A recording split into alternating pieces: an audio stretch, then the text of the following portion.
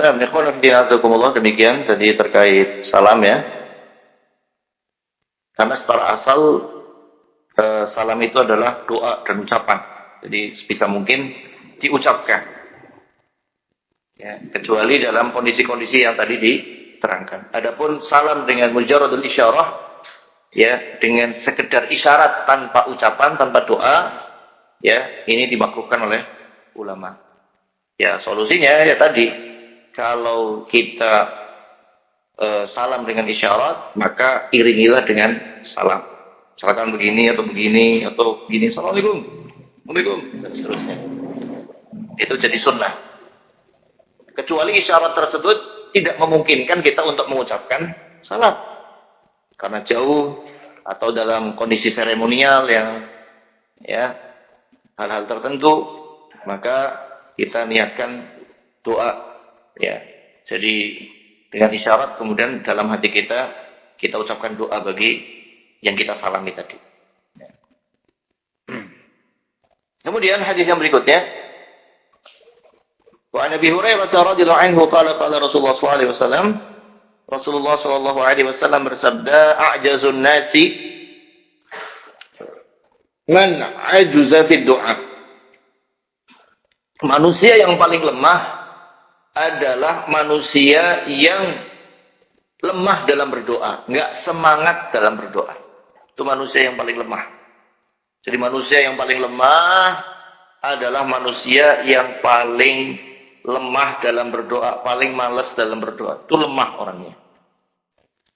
Wa abkhalun nasi, dan manusia yang paling bakhil, man bakhala bis salam, yaitu orang yang paling bakhil terhadap salam. Demikian diriwayatkan oleh Tabrani ya, dengan sanad yang jayyid. Dalam hadis ini ya ada dua ungkapan di sini dari Rasulullah, yaitu a'jazun nasi man ajuza bid du'a.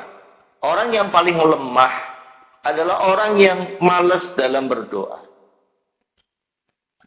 Bahkan kalau dia tidak mau berdoa, itu adalah orang yang sombong. Allah Subhanahu wa taala berfirman, ud'uni astajib lakum.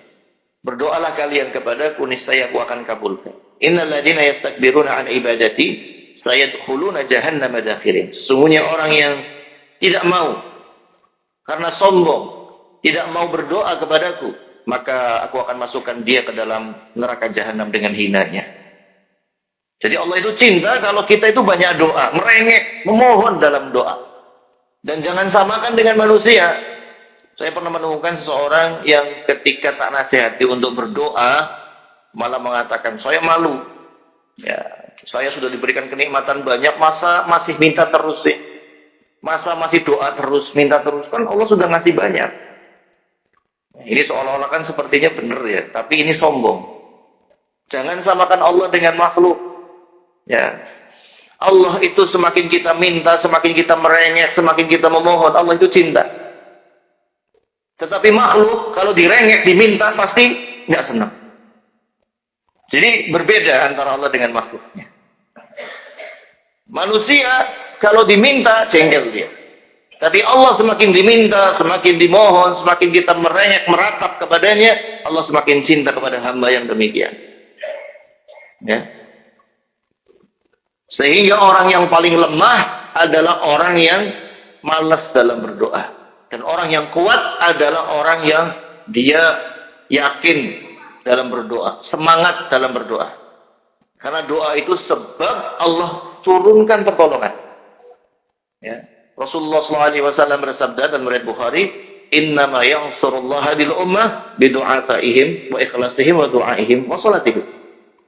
Allah akan tolong umat ini, ya, Allah akan tolong umat ini ketika di tengah-tengah umat ini ada 4 golongan.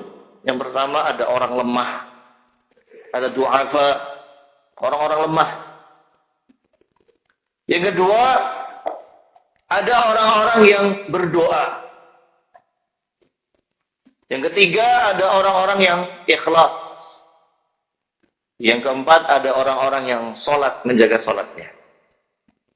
Maka Allah akan tolong umat ini. Innama yansurullah hadhil ummah, ya, bidu'afaihim, ada orang lemahnya, wa du'aihim ada orang yang berdoanya, wa ikhlasihim ada orang yang ikhlasnya, wa salatihim ada orang yang menjaga salatnya. Maka Allah akan tolong umat ini. Dan kebalikannya, Allah akan biarkan umat ini kalah dengan musuhnya, terhina di hadapan musuhnya, tidak ditolong oleh Allah ketika orangnya itu sombong. Orangnya nggak mau doa, nggak mau menjaga sholat, nggak ikhlas karena Allah. Allah akan biarkan dia dan tidak akan ditolong. Kalaulah dia menang, menangnya dengan kesombongan. Maka perlu dicatat di sini ya, ma'asyiral muslimin, rahimani wa rahimakumullah, justru doa adalah dalam hadis riwayat Abu Dawud, ad-du'a silahul mu'min. Doa itu adalah senjata dan pedang bagi seorang muslim, seorang mukmin. Jadi doa, senjata pertamanya seorang muslim adalah doa. Doa kepada Allah Subhanahu wa taala. Kadang kita sayangkan ya, ketika ada orang yang berbicara untuk membantu Palestina, kemudian kita mengatakan, yang penting kita doa. Doa-doa, kalau doa-doa top, nggak bakalan kamu menang. Allahu Akbar. Ini ucapan kelihatan sepele, tapi sangat besar di sisi Allah. Justru menangnya kita itu, kalau kita rajin berdoa, memohon kepada Allah, udah diiringi dengan usaha-usaha kita sebagai bentuk kesempurnaan dari tawakal kita. Ya. Siapa yang berdoa tidak berusaha, ya berarti kurang serius doanya. Siapa yang berusaha tanpa doa, ya sombong berarti dia. Harus dua-duanya, doa dan berusaha. Maka penting ya bagi kita untuk semuanya ya meyakini doa kita pasti dikabulkan. Dan ibadah yang paling mudah adalah doa. Nggak usah wudhu, nggak usah ke masjid, kita doa saja. Istighfar doa, taubat doa, zikir itu doa. Jadi banyak-banyak kita berdoa. Astagfirullah wa atubu ilaik. Atau yang akan memberatkan timbangan kita nanti di akhirat, subhanallah wa bihamdih, subhanallahil azim. Banyak-banyak berdoa. Ibadah yang paling ringan, nggak harus wudu dulu, nggak harus biaya, tinggal kita ucapkan dengan lisan kita. Maka jangan remehkan doa. Jangan remehkan doa. Kemudian yang terakhir yang Rasulullah sebutkan, abkhalun nas man bakhla bisalam. Orang yang paling bakhil, orang yang paling medit, paling kikir adalah yang paling bakhil terhadap salam. Nggak mau mengucapkan salam atau tidak menjawab salam. Ya. Jadi ketemu orang apalagi yang kita kenal, ucapkan salam. Apalagi santri ini. Ya. Ketemu ustadznya bukannya assalamualaikum malah menghindar. Kan ada kadang kayak gitu. Bener gak? Ya, izin. Alasannya malu. Wah, ustadz minggir. Minggir. Seharusnya ketemu ustadznya atau ketemu orang yang lebih tua, ya, dia datangi, dia salam, assalamualaikum ustadz, assalamualaikum pak, assalamualaikum kalau kakaknya mas, kak, begitu. Jika kita malas dalam salam berarti antum bakhil. Sekarang anak tanya, Adam mana Adam? Adam, antum mau nggak disifati sebagai seorang yang bakhil? Nggak mau kan?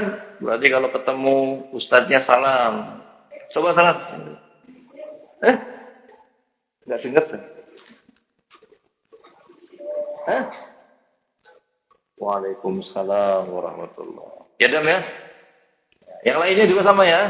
Kalau ketemu, apalagi gurunya, ustadznya, temennya, orang yang tua, salam. Kalau berpapasan, jangan malah menghindar. Dihadapi assalamualaikum. Itu didik mental kalian. Kalau ada orang kemudian menghindar, ya mental kalian nanti akan lemah, bakhil dan lemah.